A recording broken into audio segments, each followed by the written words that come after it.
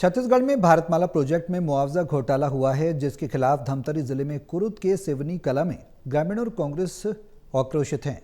इस घोटाले की शिकायत को लेकर सिवनी कला के ग्रामीणों के साथ कांग्रेस कार्यकर्ता कलेक्ट्रेट कार्यालय पहुंचे और शासन प्रशासन के खिलाफ जमकर नारेबाजी की। इनकी माने तो भारतमाला में जो मुआवजा राशि दी गई उसमें भारी घोटाला हुआ। एक ही जमीन को टुकड़े टुकड़ों में करके तगड़ा मुआवजा लिया गया। आरोपी की तकरीबन 90 लोगों की जमीन को इसी तरह टुकड़ा करके बड़े अधिकारियों से मिलीभगत कर शासन से मोटी रकम ली है।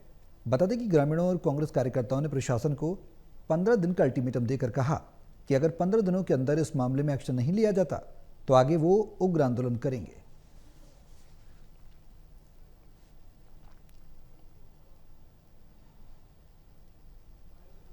भारतमाला परियोजना जो पूरा अभी छत्तीसगढ़ में चर्चित परियोजना है भ्रष्टाचार के नाम से, और खासकर अभनपुर से कुरुद, पूरे भारतमाला के 400 किलोमीटर में मात्र 50 किलोमीटर के अंदर ये भ्रष्टाचार किया गया है, और जिसमें बहुत बड़े बड़े लोग इसमें विशेष रूप से शामिल हैं।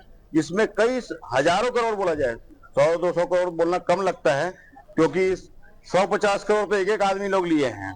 अगर अच्छा अंदर तक गहराई तक जाकर अगर जांच करें तो एक आदमी के पास लंबा लंबा यहाँ पैसा भारतमाला के माध्यम से मिला हुआ है।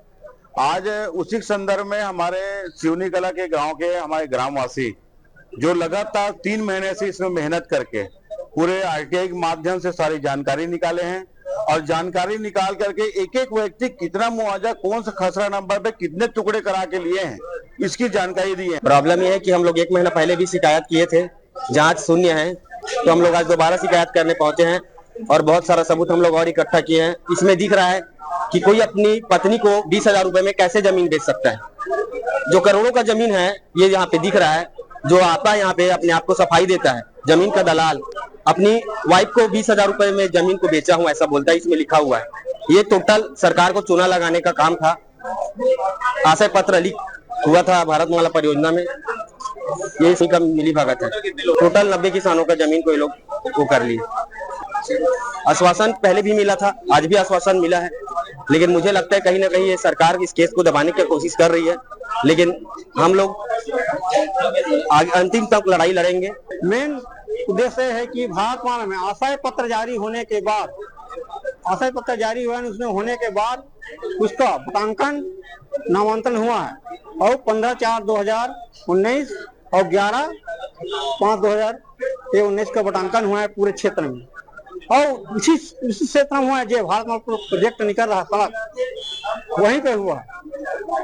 इससे हम चाहते हैं कि, और साथ साथ इसमें नक्शा लीक हुआ है, तभी तो किया है, नक्शा लीक हुआ है, उसी में जितने ही पटांकन हुआ है वही भारतमाला परियोजना के रोड में हुआ है।